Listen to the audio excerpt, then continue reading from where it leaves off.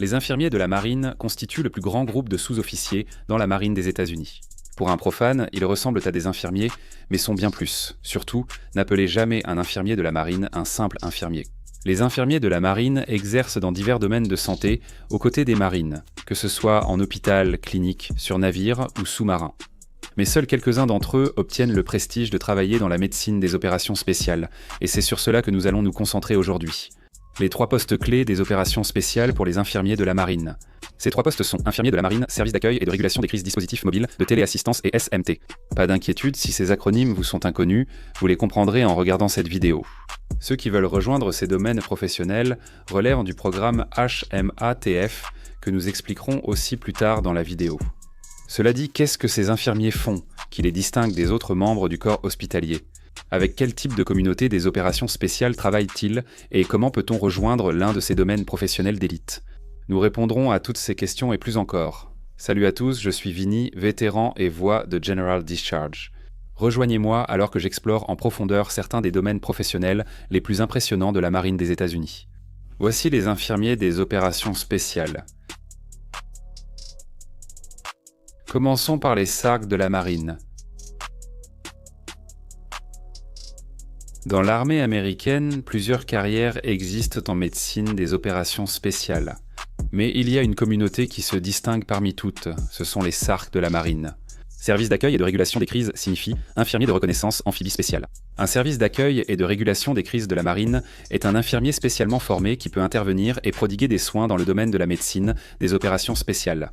Ils sont un atout pour toute équipe et servent surtout dans les unités de reconnaissance des Marines, le Marine Force Special Operations Command et la guerre spéciale navale, car ils sont infirmiers de la marine. Tout d'abord, cela les rend extrêmement importants pour la médecine des forces spéciales, car leur mission principale est la médecine, contrairement aux autres médecins des forces spéciales, pour qui la médecine est une fonction secondaire. La médecine est au centre du métier d'un SARC, mais ce n'est pas leur seule activité, juste leur principale responsabilité.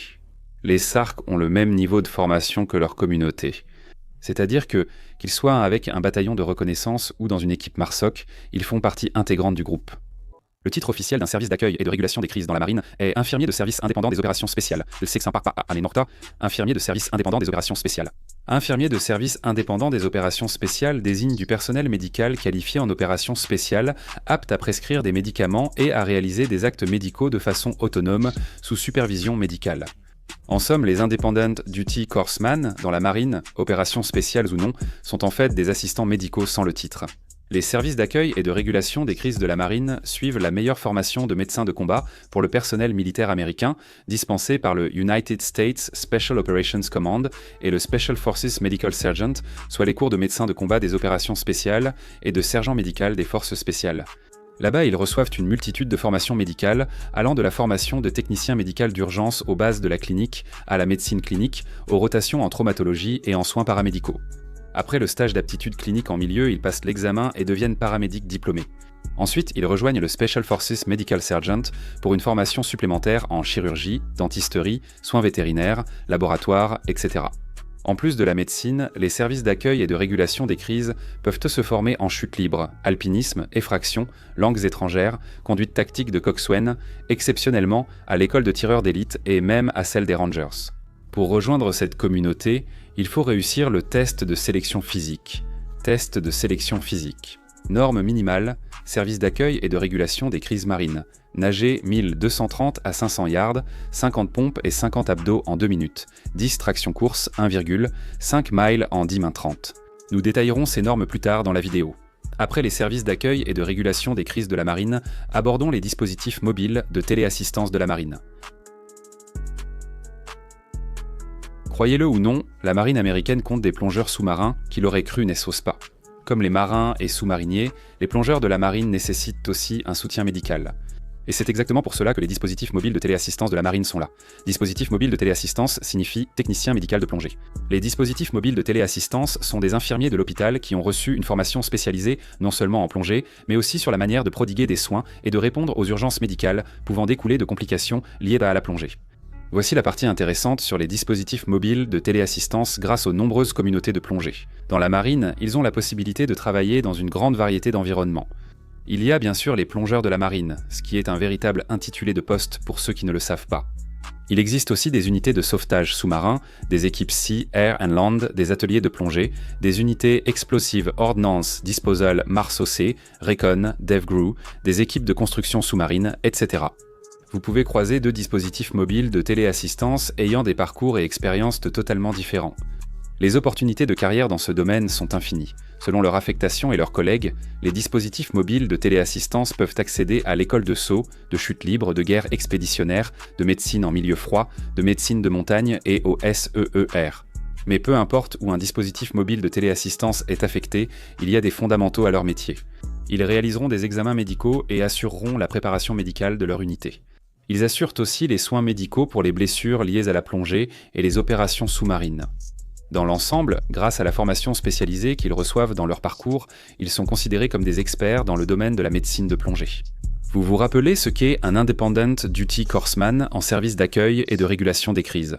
Plus tard dans leur carrière, les dispositifs mobiles de téléassistance ont également l'opportunité de suivre l'école Surface Independent Duty Courseman, où ils pourront devenir prestataires au sein de leurs unités respectives. Les futurs dispositifs mobiles de téléassistance devront également réussir le test physique de la marine. Les exigences minimales pour un dispositif mobile de téléassistance marine, 500 yards de nage en 12 minutes, 50 pompes et 50 abdos en 2 minutes chacun, 6 tractions course 1,5 miles en 11 mains 30. Nous parlerons plus en détail de ces normes plus tard dans la vidéo. Maintenant que nous avons abordé les dispositifs mobiles de téléassistance de la marine, passons aux SMT de la marine. Les SMT de la marine agissent comme les autres professionnels de santé, mais à 300 mètres d'altitude.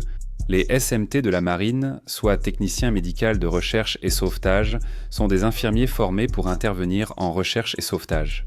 Ils offrent des soins médicaux par hélicoptère aux personnes dans le besoin, souvent en situation de stress lié à leur métier. Les SMT sont couramment appelés infirmiers de recherche et sauvetage, Search and Rescue. Les infirmiers de recherche et sauvetage se distinguent car ils sont formés comme membres d'équipage aérien. Les membres d'équipage aérien de la marine sont des marins intégrés à l'équipage de vol d'un avion ou d'un hélicoptère. Ces opérateurs polyvalents derrière le cockpit d'un hélicoptère sont guetteurs, armuriers, nageurs et sauveteurs. Les infirmiers du Search and Rescue prodigueront les soins lors des déplacements, du combat, du sauvetage et des évacuations médicales ou tactiques.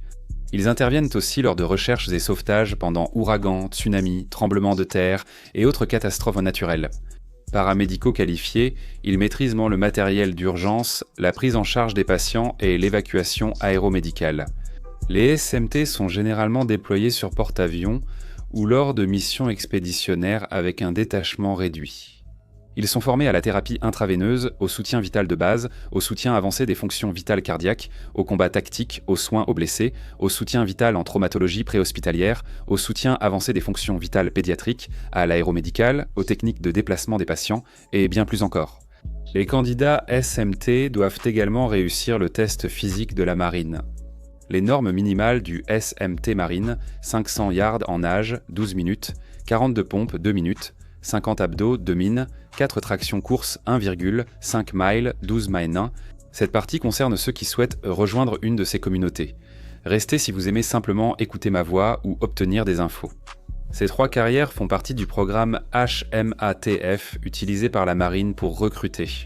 Il faut comprendre que rejoindre la marine via ce programme, c'est comme participer à une loterie. Dans quelle communauté on est placé à l'hôpital, au corps et à l'école.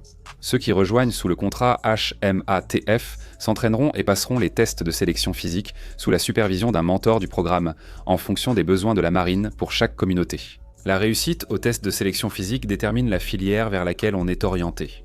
Ainsi, un candidat voulant devenir service d'accueil et de régulation des crises, mais obtenant un moins bon score au test de sélection physique qu'un autre peut être orienté vers la filière dispositif mobile de téléassistance ou SMT. Et si cela ne suffit pas, un échec dans l'une de ces filières empêche de continuer comme infirmier militaire. Ils seront réaffectés selon les besoins de la marine. Voilà l'essentiel sur les 3 postes des opérations spéciales pour les infirmiers militaires de la marine. Si vous avez appris quelque chose grâce à cette vidéo, n'oubliez pas de nous mettre un like et de vous abonner à notre chaîne. Comme toujours, merci de nous avoir regardés. Est-ce que tu veux vraiment être ici ? Tous tes amis s'abonnent à General Discharge et toi, tu ne veux même pas être ici.